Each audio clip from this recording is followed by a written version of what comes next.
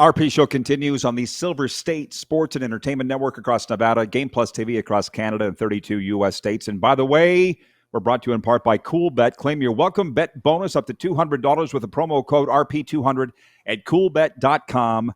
Canadian viewers only. Sorry. Andy Macnamara is a longtime friend of ours, host of the Sick podcast on the Cleveland Browns, sports betting fantasy host. What's going on, Andy? Happy New Year. Happy New Year, Rod. Doing good, brother. Did you like? I'm a Browns backer member, and they sent me this hat for Christmas. I'll say it's not the best quality hat, but it's a nice thought for the Haslam family, who now have to pay out lots of money to Kevin Stefanski after firing him as head coach. Well, we have a lot of Browns fans, believe it or not, that watch this show. I can't believe there are any Browns fans at all, frankly, and I say that very respectfully. But I'm trying to remember. You know what's funny, Rod? What? Tell me. If I jump in one sec, sorry. You say there's a lot of Browns fans in the Saskatchewan area and who watch the show, and I can vouch for that because on 2 occasions, flying to Cleveland, I met Browns fans flying in from Saskatchewan. Once, I think, from Saskatoon and once from Regina. So it's true. We're out there all over the place. Yes. Well, I should update you. I've lived in Florida for 5 years, but I do the show in Saskatchewan in the summertime. But these Browns fans are from all over North America. And I'm trying to remember where you stand on the Kevin Stefanski, on him, because you and I have been doing these interviews, frankly, since pre-Stefanski, like Freddie Kitchens days, if I recall. So how are you on this firing and the Stefanski era in Cleveland? It's kind of turned out like everybody else's that's come through there. Well, it has, funny enough, he has the 4th most wins of any Browns coach in history, which is a pretty low bar considering most don't make it past the year 2 mark. But I think when you look back, it was, okay, he had to overcome a ton. He came in 2020, just before COVID. Oops, that was a bit of a mess. You had the Baker Mayfield scenario. You made the playoffs. You won a game. Then Baker got hurt. Then you had the Deshaun Watson fiasco, the worst trading contract in NFL history, thrust upon you. Injuries, turmoil, whatever. Injuries, all over. Then this year, then 2023, you somehow make the playoffs with 5 different quarterbacks. You've won 2 Coach of the Year, and this year it proved to be too much after a 3-win season because the GM skewered him and left him, Rod, with not 1, but 2 rookie quarterbacks after they gave all the reps to the 2 veterans, Joe Flacco and Kenny Pickett, in training camp. It seemed like a hose job to me. Look, I think he had to go. The record speaks for itself, but I think everybody had to go, not just the head coach. Well, so that's one of 6 vacancies, and our poll question today is, which is the most attractive of these 6? I'm saying Atlanta. Some, for some reason, are saying Las Vegas. What would you vote for out of the 6? If you were a coach looking for a job, what's the one team out of those you'd want to go to? I try to look at this. Okay, do you got a quarterback, that I like that you can use? Is there potential and behind the scenes ownership? And we see this, and I'm really coming around on this scenario of, do you have an offensive line? And if not, can you get me one quick? Ben Johnson and the Chicago Bears proved like that. Mark Vrabel and the Patriots, like that. Caleb Williams and Drake May were, I don't know. You invest in the offensive line. Lo and behold, your quarterback isn't getting killed every snap. Looks pretty good. So the one I think, the quarterback that's most enticing to me in an opening is Jackson Dart of the New York Giants. Funny enough. I think their defense is good. Can get better, of course. Offensive line needs to get better. You got a couple of exciting weapons.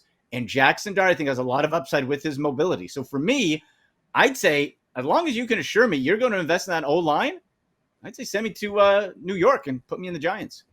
Okay. Well, so there are some that aren't absolute dumpster fires. And by the way, I'm smiling because the comments that are coming in they're amusing me. Western Dodge text line, by the way, are you looking to trade up? Western Dodge makes it easy with top dollar trade-ins and unbeatable deals. Laverne in the Frontier City writes in, what I tell you about the Browns' odd fascination with our viewers. Laverne says, is Myles Garrett's days over in the dog pound? No, 100% no. I'll tell you why. One, his contract, we have to remember this, Browns fans and everybody else. People who say, the Browns should trade for this, do for this. You are crippled by the Deshaun Watson salary cap implications because of that horrific contract. Crippled. Not only this year, you're going to be crippled 2 years after he's gone. Legit. Like $80 million salary cap hit. So the Browns will create some this year with restructuring his contract again. But Myles Garrett's contract, you take a big dead cap hit. And it depends on when and if you trade him, whatever. At this point, why? You know, like, what do you got 2 first-round picks this year. You're going to get in a new head coach who is going to be good or not. I don't know. You need a quarterback. You need to upgrade your offensive line like we just talked about. You don't need to trade Myles Garrett. The defense is the only thing working on this team. So I don't see him going anywhere. I think he's going to stay put. That defense is rock solid. My fear is, do you lose Jim Schwartz out of this whole thing? If it's me, Rod, this is what I would do. Jim Schwartz, head coach, promote him. Get young, creative offensive coordinator guy to jump in and see what happens. Go from there. Like, why break the defense? Jim Schwartz, you got Myles Garrett's going to win 2 Defensive Player of the Year awards under Jim Schwartz, and you're going to have the Defensive Rookie of the Year with Carson Schlesinger, and you still got 5 wins out of it. Like, why am I messing with the defense? One more for you on the Browns, and then we can talk about some other teams. Maybe you're exhausted talking about the Browns. Maybe you're not. I don't know. I'll do it all day. Okay. As many as you got.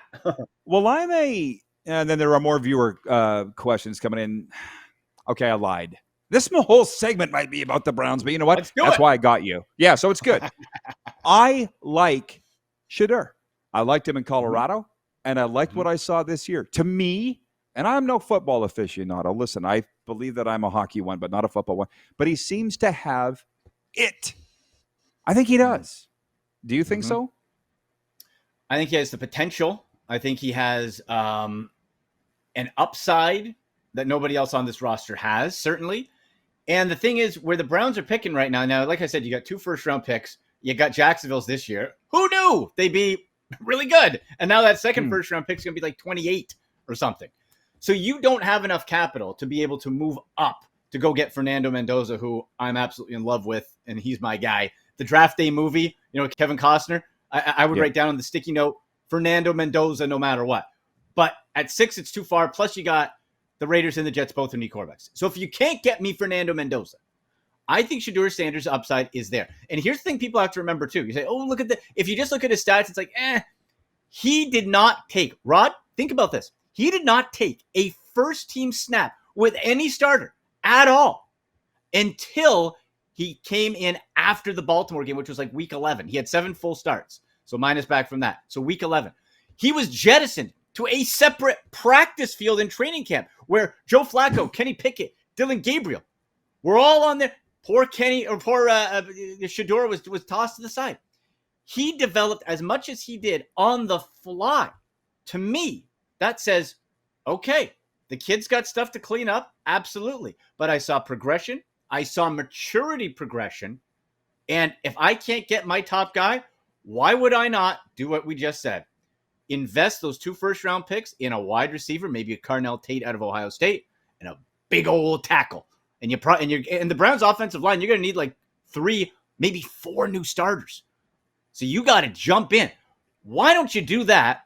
Give Shedeur a full offseason and see what you got. Maybe for once you stumble into something. And if you don't, then you go into the draft next year and try again. Expectations are low anyways. These interviews with you always go so fast. I'm going to jumble up these comments into one for you. Ryan from Saratoga, New York writes in. He says, question for Andy. Could Cliff Kingsbury wind up in Cleveland? I think Kingsbury could be the guy who could coach up Shedeur Sanders. BW from Edmonton says, bring prime time into Cleveland and build a brown wall to protect Junior. So prime, Cliff Kingsbury, or somebody else? Who's going to be the next coach of this team? Obviously, I would love it to be prime. I think that'd be a fun storyline. All indications I'm hearing from my Cleveland media people is fun to talk about. Not happening. And not necessarily that the Browns don't want him. It's that Deion's pretty comfortable running his own ship in Colorado right now. I'd take him. Why not? I have some fun with it, right? I don't think that's going to happen. Kingsbury's interesting from the standpoint of the offense. I did not like him as a head coach. I think him and the Commanders, they parted ways mutually. Jay Daniels' elbow went the wrong way, and then the offense fell apart. Okay, you're gonna put that on Cliff, right? I'd love him to come as the offensive coordinator. Absolutely. How about a little Jim Schwartz head coach, Kingsbury OC? Sign me up for that. I think that'd be fun. Head coach, not so much. Offensive coordinator for Kingsbury, I think would be great. Brenton, the Bridge City, writes in. He says, not stumping for him, but Jim Schwartz did a good job for the Lions years ago. Might they promote from within? That's what I'm hoping for. And here's the thing with Jim Schwartz. So he took over. Now, you look at his overall record. It was a losing record in Detroit, right? However, he took over the Lions after their 0-16 season. So total build from the ground up. Just a debacle. Year 2 took him to the playoffs. And then was there for 5 years. Didn't work out. So it's not like he doesn't know how to deal with difficult situations. It's an upgrade, I think, in accountability. Stefanski, everyone liked him. No one was accountable. Lack of discipline. I think Schwartz brings that discipline. He's in the building. He knows what's going on. You keep that continuity on the defense. I would love it. So if you have him there, again, I'd pop just get an offensive coordinator guy, bring him in. An article I'm actually in the midst of writing right now on Sporting News, and you can at AndyMC81 on X and Instagram at AndyMC Sports. I'll have it later today. Is what about a Mike McCarthy, Jim Schwartz Super Bowl combo? McCarthy has done it. He's polarizing, but he's done it at a high level, 174 career wins. You keep the defense with Schwartz. You got 2 Super Bowl minds. Maybe that's the answer. I don't know. There are a lot of coaches out there, now that you say that, looking for jobs, and the day ain't over yet. There may be some more. Wow. Tony from Cochrane writes in. He says, I'm a Browns backer member, and I didn't get a hat, but it's an ugly hat. Ha, ha, ha. I don't know. Free. What do they say? If it's free, it's me. I don't think it's ugly. Yeah, it's corduroy. It's corduroy. There's a string. Ooh. This patch looks like it's going to fall off at any moment. It's unique. I don't disagree with I think it's beauty's in the eye of the beholder. It's not a great hat. I'll say this too, Rod, for those asking about Browns coaching situations. Here's one thing to really keep in mind. Andrew Berry remains as general manager under the structure with Kevin Stefanski. Kevin Stefanski couldn't pick his quarterback. Andrew Berry didn't tell him he was trading backup quarterbacks, wheeling, dealing veterans after, they were not on the same page. So if you're telling me you're going to get the best coaching options, if you're going to come in and have Andrew Berry, who's selecting the head coach, as the puppet master to tell you who to play quarterbacks after the poor evaluation of QBs and the record that we've seen, if I have a choice as a head coach, I'm not coming here under that situation. Yeah, that was the comment this morning from Florio. And my favorite analyst and talk guy is Mike Florio. And he just, people say, why would you go to Cleveland if you're a coach? And I mentioned this last hour. It's because the coaches think they can do it. They like the challenge. They want to be the guy to turn the team around. But it's interesting, Andy. Yeah, right. Of course. But nobody's been able to do it. You're the guy who did it. Right. Yeah. But it's just interesting with ownership because I'm sitting down here. I'm in South Florida, by the way, just so you know. So I'm surrounded by Dolphins fans, media, and they're looking up at New England going, how do they rebuild so fast? Or they look at Pittsburgh, another division winner, going, how come they are always in contention? And I got to think it's ownership. Yeah. I think it's ownership, and do you get the quarterback and head coach combo right? And we see it can turn on a dime, right? Drake May, like I said, Drake May last year, coach, bad O-line. Vrabel, boom. Ben Johnson, Chicago, boom. Right? Jacksonville, Liam Cohen, who looked like an idiot with his Duval. We're like, this guy's a one and done. Well, he might not be good in front of the microphone, but he's doing something right, and he's unlocked Trevor Lawrence. So it's the coach-player combo, and it's on ownership to be able to pair them and then have either the discipline to stay the course if there's a tough year. That's why people saying, like, oh, the Ravens will fire John Harbaugh. No, they won't. Over 1 year, that's not how they're built. I wish they were, but they're not. So you don't panic, right? But also, you got to know when to cut. And the Browns knew to cut Kevin Stefanski, but didn't go all the way in cutting Andrew Berry and getting a new mind in there. Yeah, I agree. Well, boy, people are really all over Andrew Berry for the way he's performed his job. Like the thing is it Yeah. not a case that the owner is looking over their shoulders every day in Cleveland? Like there's a difference. You mentioned Robert Kraft. He's always around. He's always around, but I don't think he's telling people what to do. There's a difference. Right. And Jimmy Haslam has done that in the past. He told them to draft Johnny Manziel in 2014, right? There's rumors, not confirmed. He told them to draft Shedeur Sanders. The problem with the Browns regime before was Paul DePodesta, who scurried off back to baseball now at the Colorado Rockies. What a debacle he is.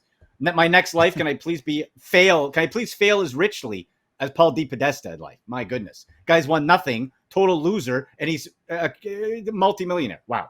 Anyway, not bitter. It's under that regime, Rod. So DePodesta left. Under that regime, it was all collaborative. So it was all very sneaky, shadowy, shaky in that they're like, oh, everybody made the decision. So we don't know who to pin what on. We don't actually know. Was it Andrew Berry making all those picks? Did he make the good picks? Did he make the bad picks? Was it somebody had to make the final go? So we don't know what that is. And that's what's so frustrating for Browns fans is we don't know, right? So like Andrew Berry, they're like, oh, what a great draft. You picked some great players. But you also drafted Dylan Gabriel, who would be a borderline and I think at best backup in the Canadian Football League with his size and skill set. So whose decision was that, right? Okay, you drafted Harold Fannin Jr., rock star tight end. Schlesinger is going to be defensive rookie of the year. Great. Well, the year before you drafted a second and third round pick who makes zero impact. Whose fault is that? It goes all ways. We don't know. And that's the frustrating part. So Andrew Berry may be getting too much or too little of the criticism. Before we let you go, just a couple minutes here, but what a season it was. My Super Bowl pick, 2 minutes, was Bills Lions. One half of that's out the window. But I don't feel so bad. A lot of people had Ravens. Some people had Chiefs. Who was your Super Bowl pick? Do you remember? The start of the year, I believe, I know I picked the Eagles to get back to the Super Bowl. I might have picked the Bills to go there too. It might have been Bills-Eagles. I think that was it. And I still feel like the Eagles they're the defending champs, getting no respect. Okay. They are best as underdogs. I still don't think Jalen Hurts gets the respect as a quarterback that he deserves. I think he has a heck of a talent. And this is a case where this is a team that knows how to do it. They've done it. Well, now it's go time. Can you flip the switch and really kick it into gear? I think they can. There's still tons of question marks. The Bears, like I said, fun story, but that's Caleb Williams in the playoffs hosting Green Bay. I don't know. Right? There's a whole bunch of different options there. The Rams, my goodness, you look Seahawks, 49ers, like you could tell me any three of those make the Super Bowl and I'm not going to be surprised. Or Rams. And then this morning I saw somebody saying the Rams are a favorite. So who would have thought, frankly, that the NFC West would be the toughest division in football this year? Or that the Denver Broncos would be the AFC #1 seed. Said nobody ever. Never. But my God, never. No. Never, but am I becoming and the top two, Rod? Yeah. Broncos and Patriots, the top two seeds. I don't care who you are. Nobody said that. That was an impossibility.